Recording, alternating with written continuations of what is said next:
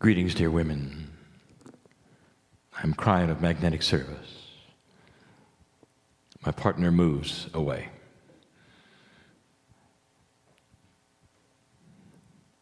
There is great history that is spiritual, that is represented by the idea of this which you call the Lemurian Sisterhood. Through time and 30 channels or more, we have slowly presented the concepts of what you were part of. We speak now to all who listen who are female. And we say to you this, that in this shift, in this magic time, the end of this precession of the equinoxes, your gender is no error. And that it is the way things have settled and the way the plan has been that all participants of the original sisterhood over the many years are today alive again as women. And that is so that they can feel, perhaps sense,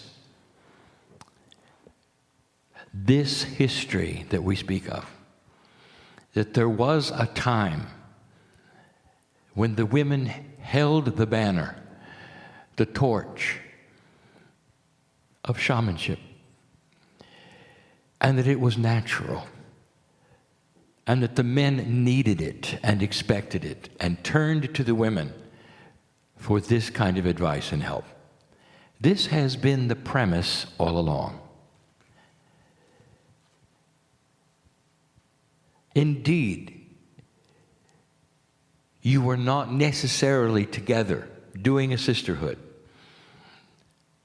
Indeed, it is scattered over many years, many lifetimes. But it doesn't matter, because the seeds of your Akash experienced it, and the seeds of your Akash are what you're talking about now. It brings you together. Does it matter how many lifetimes it was, or whether you did it together or not? There is a togetherness now. That is the sisterhood. Something that all of you have experienced at one time. The questions have always been, how do you apply it to now? What does it mean? And we have covered some of those things. We've even said the last time you were together, look for a void of things that are not being done. That there are voids. And that there are places where you can instill that which was before. And you don't have to rewrite anything that's happening now to do it. But I want to present something right now that is for Meliha. It's also for those women who are here. If I could take you back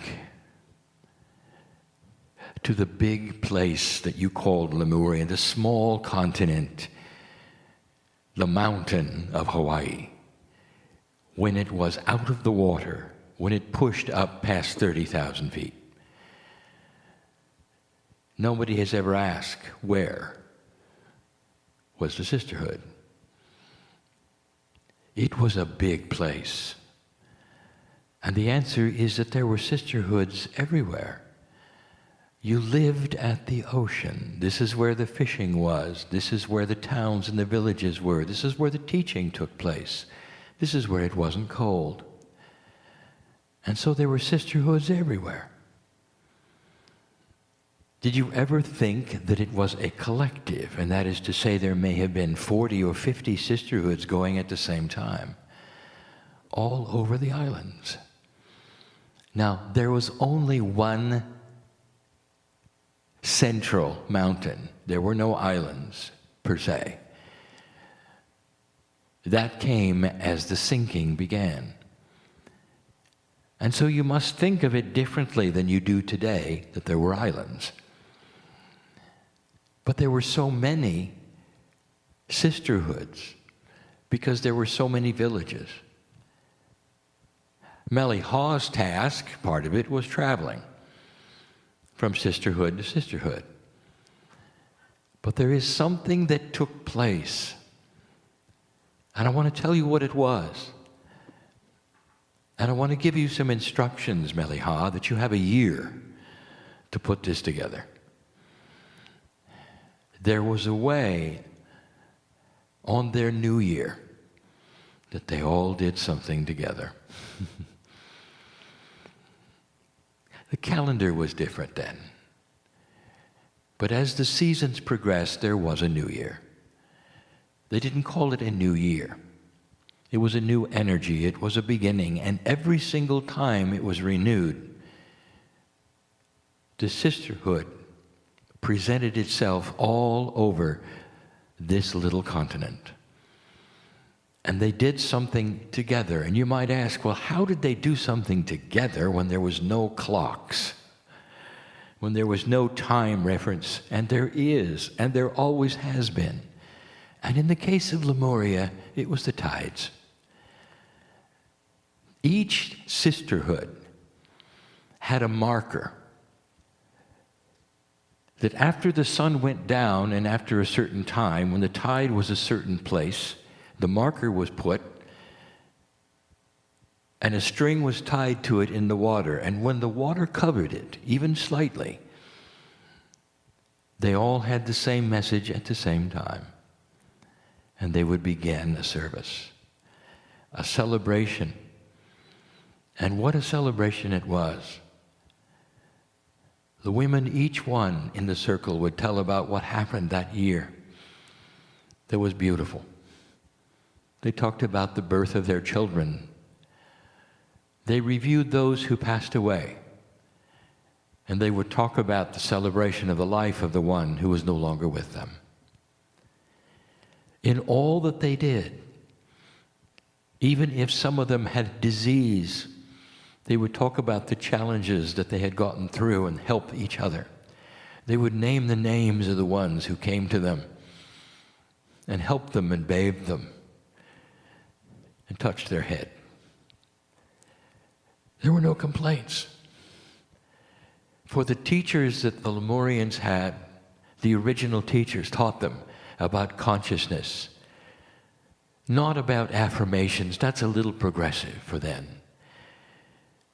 But how positive things create positive things. About how the ocean itself is listening to them. About how the mountains and the air is part of their lives. And as they speak into the air positive things, they get back positive things.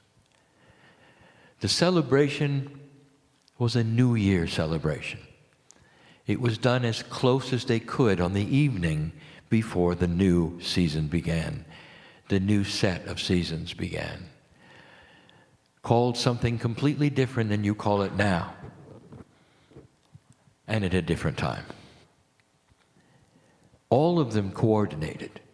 All over this place you called Lemuria. And they all knew they were doing it at the same time. Melly Ha would supervise over a central one, which was her home. But she knew also, not only were all of them doing it at the same time, they were singing the same songs. They were giving the same messages, the same celebration. And for once a year, they were allied together as one. I want you to do that. It's tough because there's nothing been planned for this year. But within a year there will be. And now you have the technology to come together all over the planet as one giant sisterhood, to design it so you're doing the same thing, where nothing negative is spoken, no matter what, where you can reflect on the year and celebrate the things that need celebrations, look at the challenges as something that you got through, that strengthen you for the next time it takes place. The togetherness of this one ceremony set the stage for all the villages for the whole next year. And yes, men were there. They sat in the back. Because they got to hear once a year what the women had to say. And they felt the beauty of the spirituality, of the rejoicing, of the sacredness. As they sat there with the torches burning in silence, respecting that which they knew the women did for them.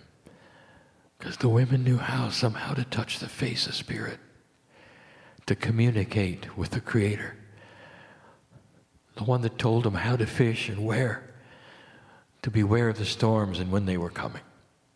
And the women had saved countless lives by their intuition. Once a year, something special happened all together, and everyone attended. You have a year, Meliha, if you wish this to be. Not that difficult with today's technology, but what an event it will be. The sisterhood is big and will get bigger. And what it is and what it represents is the love of women in communication with women and also the creative source. It is beautiful. I want you to conjure up a vision right now of what it would be like when the sun went down, the torches were lit, the breezes were blowing, and you began. And the women around the circle, in a loud voice so all could hear, started celebrating what had happened that year for them. Reviewing the year and talking about those who had passed in such a positive way. Everyone looked forward to this. It was a highlight, an event.